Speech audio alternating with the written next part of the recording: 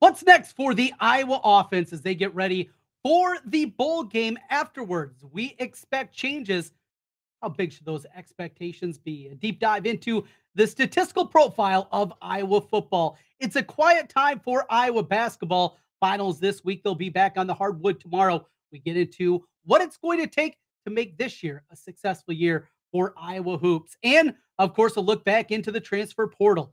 You have Seth Anderson visiting this weekend. Recruiting news. Kadyn Proctor, he's taken another visit this weekend. How concerned should we be? All coming up today on Locked On Hawkeyes.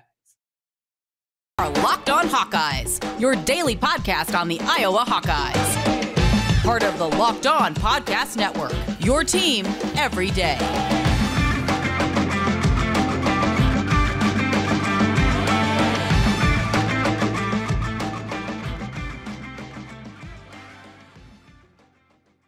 Trent Condon here with you. This is the Locked On Hawkeyes podcast. Thanks for making Locked On Hawkeyes your first listen each and every day. Today's episode brought to you by BetOnline. BetOnline has you covered this season with more props, odds, and lines than ever before. BetOnline, where the game starts. Well, thanks for joining us here today. For our viewers on YouTube, hit that subscribe button. For the podcast listeners, hit that 5-star rating. It helps us get in front of more Hawkeye fans. As we talk to you here today, a lot going on in the world of Hawkeye athletics, though it was quiet on the hardwood with basketball, on the wrestling mat this week with finals being finals week. Bowl prep continues for the Iowa football team, but the biggest question today I want to get into is the offense. Now, this has been obviously a season-long conversation, and it's been a 2-season-long conversation just about the offensive ineptitude from Iowa over the last 2 seasons. Yes, they're a bowl team this year at 7-5. A year ago, they won the Big Ten West. But what could have been, and not just during the last 2 seasons, during the last 6 years of the Brian Ferentz era. So I want to talk about that a little bit because there continues to be this conversation and this thought process from a lot of Hawkeye fans. And I hear this a lot, and I see your comments on YouTube and get your tweets on Twitter. And I see this a lot from a lot of different parts of the fan base that nothing's going to change. Look, you can change the offensive coordinator, you can change what they're going to be, but ultimately this is about Kirk Ferentz and his system, and it's not going to look different.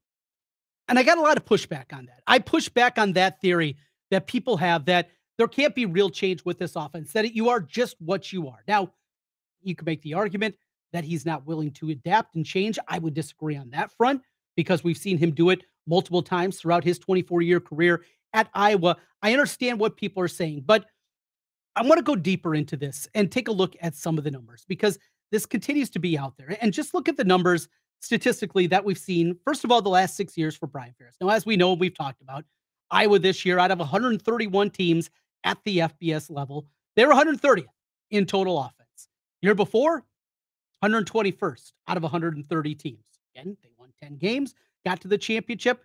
Could it have been more? We'll get into that. 2020, one of the high water marks. 88th in the country out of 128 teams. 6 wins, went 6-2. That was the weird COVID year. Even in that season, 88th out of 128. And that's when people thought at times that offense was humming. 2019, won 10 games. Final year, Nate Stanley, 9 in the regular season. They were 99th in the country out of 130 teams. 2018, 92nd in the first year of Brian Ferentz as the offensive coordinator. They were 117th in the country. You add it all up, you put it all together, it's awful. This is an offense that averaged being ranked in the 100s. There is not an offensive coordinator at the Power 5 level that would keep his job with these numbers. Now, we know the reason for it. Yeah, his last name, his family ties, right? Anybody else with this kind of history wouldn't be there. Well, that's what we usually get with Iowa football, right, Trent? No, you're wrong. Greg Davis, who wasn't good. It was a step back from the Ken O'Keefe years. This is what Greg Davis did. Now, in 2012, he had a returning quarterback in James Vandenberg. He went from throwing, 27 touchdowns in his junior campaign to, I think it was 7 his senior year. You were changing the offense. You were doing different things, trying to meld together that horizontal passing game of Greg Davis along with his own blocking scheme. Took a while, but it got better. Second year, jumped up to 84th in the country from 117th, 8 wins. Following season, they averaged 400 yards per game. 400 yards a game. Iowa this year averaged 250. Yeah, that happened with Greg Davis as a coordinator. Following year, of course, the 12-0 regular season, 72nd in the country that year, won 12 games, and then 325, 121st the last season of Greg Davis with C.J. Beathard in his final season at the helm. That's what we saw. And then you go back to the Ken O'Keefe years, and when things got it humming. Now, I mean, this is unthinkable. I know there's young people out there. You're not going to believe this. Yes, Iowa football under Kirk Ferentz, they finished 13th in the country in total offense. Now, that was 2002. That was a once-in-a-generation offensive line coupled with Heisman runner-up, big play receivers on the outside, two outstanding running backs. It wasn't just Fred Russell. Jamel Lewis was great that year. I mean, you had all the pieces to run things effectively, and they were 13th in the country in total offense. Yes, it can happen. Now, things went down. 2003, down to 92nd. That's when Chandler took over. 2004, Big Ten championship year. They win 10 games. They were 104th that year, but remember, they had to adjust on the fly that season. The run game was absolutely decimated by injury. What did they do? Well, they went out there and they adjusted on the fly. They won a Big Ten championship and went to the Citrus Bowl where they knocked off LSU. The following season, though, after that bad year, 2005, a team that disappointed. All the close games that they won in 2004 went the other way. That team was 22nd in the country in total offense. 2006, 27th in the country. Now, Drew Tate departs after that. He graduates. Jay Christensen comes in. It wasn't pretty. That 2007 team, 109th, they cratered, but bounced back with Christensen and Stanzi taking over for him in 2008. They finished 53rd. Step back in 2009, 89th, 57th in 2010. This offense can at least be adequate. Look, to expect the levels of 2002 is just not going to happen again. It's an unrealistic situation that you're going to have to expect that kind of bounce back. We're talking about being in the top 75, the top half of college football, 65th. If you can do that. And that's what makes this frustration over the 6 years of Brian Ferentz so frustrating to me. Yeah, they won a lot of games. And over the last 5 years, they have put together a 5-year stretch with more wins than Iowa football has had. They've done it with great special teams and an elite defense. And if you just had somebody competent as an offensive coordinator, somebody that just didn't have the last name and got his job because of who his daddy was, you would really have something here. Think of what more it could have been. Just one appearance in the Big Ten championship game. As good as Nate Stanley was, Nate Stanley threw 68 touchdowns during his 3 years as a starter, but couldn't get past that last hurdle and get to the Big Ten championship. Couldn't get there in this 3 years. This year, they were by far the best team in the Big Ten West, at least defensively and special teams, but an incompetent offense set up once again what we had this season, and they disappoint 2-7-5. Here's the thing. You have to make a change. You have to change what you're doing. You have to evolve. And if you don't, we're going to be talking about these exact same things. Last spring, when an opportunity arose, Ken O'Keefe retired as the quarterback coach, and Iowa could have gone out there, could have hired either somebody to be the quarterback coach, somebody to come in and be a passing game coordinator, along with a co-offensive coordinator with Brian Ferentz. Instead, Kirk made the decision, we're doubling down on ourselves. What happened? They're broke. I mean, it was just an absolutely dreadful performance out of them. Yet, people want to keep Brian Ferentz around. We'll talk about why that's a bad reason when we come back. We continue on the Locked On Hawkeyes podcast. Again, thanks for making Locked On Hawkeyes your first listen each and every day as we take a quick time out. Back with more in a moment.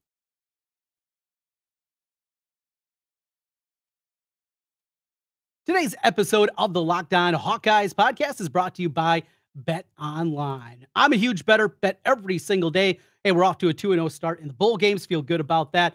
Well, you want to get good information, go to BetOnline. They have sports betting information, stats, news, and analysis, the latest odds and trends for every professional and amateur league out there. Pro football, it's the college bowl season. They got basketball, World Cup, all at BetOnline. And if you love sports podcasts, you can even find those at BetOnline as well. Always the fastest and easiest way for your sports betting information. Head to the website today or hop on your phone to learn more. BetOnline, where the game starts.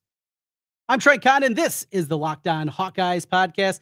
Thanks for making Locked On Hawkeyes your first listen every single day. Your team every day with the Locked On Hawkeyes podcast. As we roll through here, we're talking about some football. Now, it's quiet time, right? We're waiting for another basketball game, and these next two games for the men's team are not exactly going to be very exciting. Taking on Southeast Missouri State tomorrow, and then Eastern Illinois before Big Ten plays. We're going to talk a little hoops here, but finish the thoughts on Brian Ferentz. This is another theory that's thrown out. At this point in time, he was a good offensive line coach. He was a good tight ends coach at the NFL level. Now, I would argue having Rob Gronkowski, a Hall of Famer, and Aaron Hernandez, before, obviously, prison got in front of him. A lot of people are going to look like a pretty good coach when those are the two guys that you're coaching. But that aside, and you want to make that argument, and you think, this offensive line has struggled, possibility of him going to a role. If you're any offensive coordinator worth their weight, you have a guy that formerly had the job, that also happens to be the coach's kid, and you're going to say, yeah, that's the job I want because he's going to be sticking around. I mean, the fingers of Brian Ferentz are going to be all over things. It muddies things up. It mucks it up. It has to be a clean break. We know there's not going to be any decisions until we get through the bowl game. And Kirk has said that relentlessly. We have heard it tirelessly. That is the way that it's going to be. We got to get through the matchup against Kentucky. And then after that, we'll see if there's going to be real changes that are happening with this offense. Another thought out there is we're not going to see a whole lot of changes. In fact, the offensive staff very well could stay exactly the same. A possibility and maybe an elevation if there is a change of John Budmeyer, who came in as a consultant this year. He helped with the quarterbacks. Obviously didn't help very much. He does have coordinator experience a year ago at Colorado State. It wasn't very good. He was the quarterback coach at Wisconsin before that for 3 years. Those numbers, when you look at Wisconsin, the 3 years he was the quarterback coach, not very good, but it's in-house. It's easy, and they could go that route once again. Look, the impact and talent needs to be said too. Substituting Cade McNamara for Spencer Petras, one of the worst quarterbacks that has gone through the halls of Iowa. As a starter for 3 years, that there is certainly nobody in my 42 years that has been as bad as he was that made that many starts. It's just, look at the numbers. There's no two ways about it. Are there reasons? Sure. The wide receivers were depleted. The offensive line wasn't very good. I get all that, but just look at the numbers. He was not a good quarterback, yet he continued to trot out there time in and time out. This is not a Spencer Petras problem, but you're making a huge upgrade. You're bringing in a guy with an attitude, a guy that's going to have a little swagger, a guy that isn't going to quit, and on top of it, a guy that's actually accurate. And that's been missing from this Iowa offense. So you can say, hey, you bring in that, you got a great 2 tight end system now with Eric All, the Michigan transfer, coupled with Luke Lachey, an outstanding running back going into a sophomore year in Caleb Johnson, with an offensive line that will be certainly more experienced next year. All those guys getting reps, maybe adding a 5-star Kadyn Proctor. We'll get into Proctor here a little bit later today as he is set to make another visit this weekend. All that happening, and I understand the argument. Still need wide receivers, but you can make the argument. It's not an overhaul. Like, they're not going to go out there and run the Mike Leach offense. God rest his soul. You're not going to see that. We're not going to see Iowa suddenly completely change what they are, but adapting, evolving, changing with the times. Iowa's picked up tempo in past years, but it feels like as things got worse and worse over these last 2 years, they went further and further into their shell. Instead of exploring different things to do, they went the other direction. Instead of going out and saying we have to change things even for change's sake, they didn't do that. And you're left with what we're seeing right now. There's a lot out there that very well could happen after this gets done. And you look at what's happening in New England right now with some defensive guys trying to run the offense, and for Mac Jones and company, that hasn't been pretty. We know Brian Ferentz has a relationship, as does Kirk, with Bill Belichick. We know that he coached there before. The possibility Bill O'Brien, who is very tight with Brian Ferentz, goes back to New England. He becomes the offensive coordinator if he doesn't get a head coaching gig. That is still out there. And because of that, a very real possibility that Brian departs and then they can figure things out. But you look around the country, you look at what Purdue has done and their new offensive coordinator, a guy with glowing absolute reviews during his tenure. They got Graham Harrell to come in to run Purdue's offense. They did that. We're just sitting back and waiting until after the bowl game that nobody cares about. Whew. This one, look, I've been around for a long time covering Iowa football, 2 decades now, doing this. Was it 17 bowl games, I believe, during that time? There's nothing. Nobody cares. It has been very, very bad in terms of buzz leading up to this game. We'll see. Still got what? A little less than 2 weeks before we'll get this thing kicked off, and then we'll see if there's real changes that will be happening. Iowa basketball, they get back on the hardwood, and thank goodness for that, because we We need some content here, right? Yeah, it's been great talking about transfer portal and all the things. I love basketball. I love breaking down basketball. I love talking with you. It is my favorite sport to gamble on. It is my favorite sport to watch. College basketball, more than anything, it is top number one on my list. So I had this question posed to me by a buddy the other day. And what makes this year successful? Now, the easiest answer to this is very frank. Just get to the second weekend of the NCAA tournament, right? But it's as simple as that. You look back, Iowa State last year. Got a great draw for them. Two teams that they matched up incredibly well with, and they go to the Sweet 16. Two teams that were defensive-minded, much like them. They win two games, and they go to the Sweet 16. This has happened plenty of times. Fran's first team, in fact, was picture-made for this. They played Tennessee, remember, in the first four that year, but the bracket opened up. Tennessee goes on as the 11th seed after they beat Iowa. They win the 6-11 game. Then Duke gets beat by Mercer. The bracket opens up. They beat Mercer, and they go to the Sweet 16. More than anything, that's what Hawkeye fans want to see. Look, you got a Big Ten tournament championship a year ago. That was great. But the disappointment of the Richmond game goes without saying. It has been since my freshman year at Iowa. Watch the game at One Eye Jake's. That's right, for your old timers. Watch the game at Jake's. The last time Iowa was in the Sweet 16 against UConn, who turned out to be the national champions that year down in Phoenix, gave them a hell of a run. I mean, they played incredibly well there. It's a long time ago. I'm an old man. Got a hat on, but I got a lot of gray hair, right?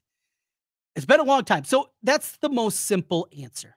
Just get to the Sweet 16. It doesn't matter if you do it as an 11 seed. It doesn't matter if you do it as a 7 seed. It doesn't matter if you do it as a 4 seed or a 3 seed. That doesn't matter. All Iowa fans want to see is that. But what else makes this a successful year? One of the things that I continue to look for and want to see, and a reason that I think this Iowa basketball team has a chance to be different this year, is because I think they have an ability to be better defensively. Now, we haven't seen that, at least analytically, at a high level at this point. And it's one of those feels like type of things, right? Boy, it feels like they're a little bit better defensively. Well, the numbers don't exactly marry with that.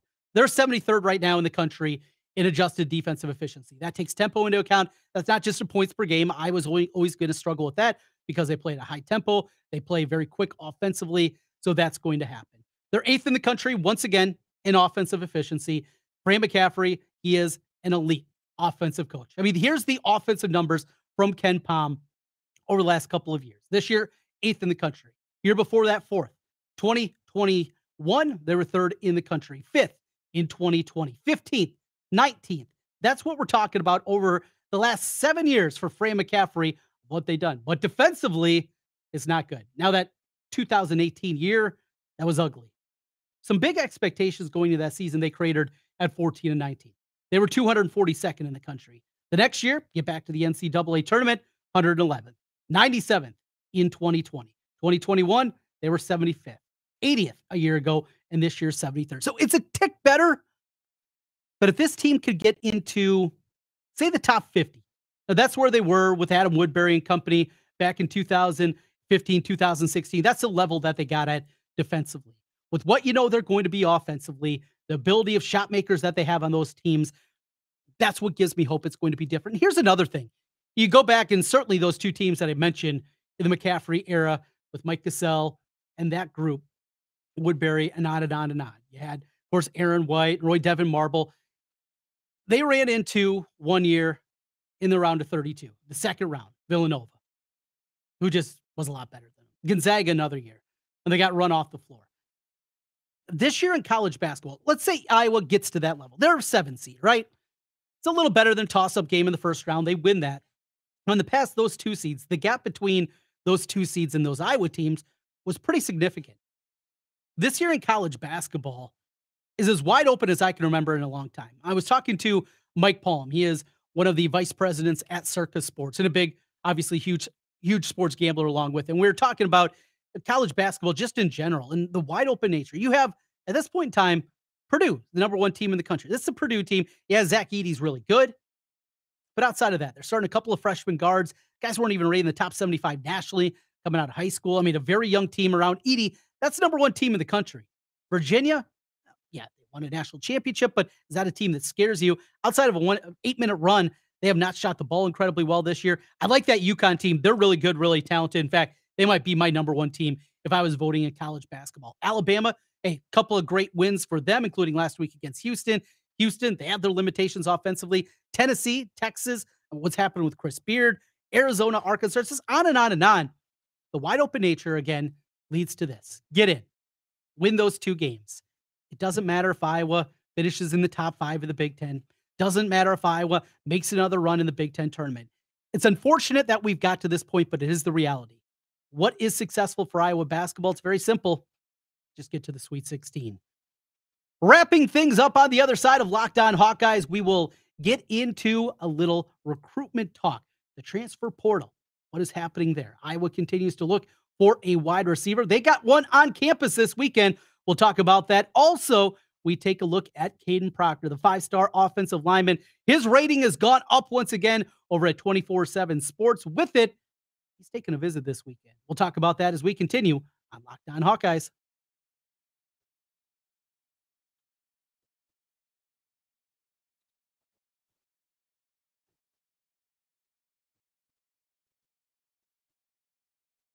Today's episode of the Locked On Hawkeyes podcast is brought to you by NHTSA. You've been hanging out with some friends, putting back a few drinks, maybe a few too many. As the evening comes to an end, people start to head out. Think about calling for a ride. Yeah, you live nearby. You'll make it home okay. No big deal. What are the odds you'll get pulled over anyway? And even so, what's the worst that could happen? Insurance goes up. You lose your license. Lose your job. Total your car. You could kill someone. Everyone knows about the risks of drunk driving. The results are tragic and often deadly. However, that still doesn't stop everyone from getting behind the wheel while under the influence. That's why police officers are out there right now looking for impaired drivers on our roads to save lives. So if you think you're okay to drive after a few drinks, think again. Play it safe and plan ahead to get a ride. It only takes one mistake to change your life or someone else's forever. Drive sober or get pulled over. Trent Condon back with you one final time on the Locked On Hawkeyes podcast. Again, thanks for making Locked On Hawkeyes your first listen each and every day. For your second listen, check out Locked On Sports Today. From the games that matter the most to the biggest stories in sports, go beyond the scoreboard and behind the scenes with local experts and insights that only Locked On can provide. Locked On Sports Today, available on this app, YouTube, or wherever you get podcasts. As we wrap things up here, it is a busy weekend in the world of recruiting. Now, the reason for that is because this is really the final weekend before we get to the dead period. And guys are finishing up finals. The guys in the transfer portal, wrapping things up, want to be obviously in good shape academically as they're looking for a new school and a new institution. So you have that component of it. But coupled with that, you have just the window, trying to get things done. You got Christmas right around the corner. You're trying to figure things out. Where are you going to be? Semesters start a lot of places here in just a couple of weeks. So you're putting all these ducks in the row. Now, it sounds like Iowa doesn't have a huge group on campus this weekend, but the one guy they do have there is Seth Anderson. We've talked about Seth a lot. Charleston Southern wide receiver, had a big freshman year this year in his campaign, had 700 yards, had a bunch of touchdowns. He's a guy that they need. They need bodies of wide receiver. They need guys that can get open. He's got lineage that gets people excited, myself included. His dad was a great NFL player. Flipper Anderson still has the NFL record for most receiving yards in a game. All right, yeah, maybe the little old man's going to rub off on him. Now, here's the problem. Grew up in Georgia and got an offer earlier in the week from Georgia Tech. Very quickly after that offer, he took a visit to Georgia Tech. Now, on top of it, he is in Iowa City. In fact, right today, he is in Iowa City here on Friday. Made his way to Iowa City. He is there on an official visit. You're rolling out the red carpet.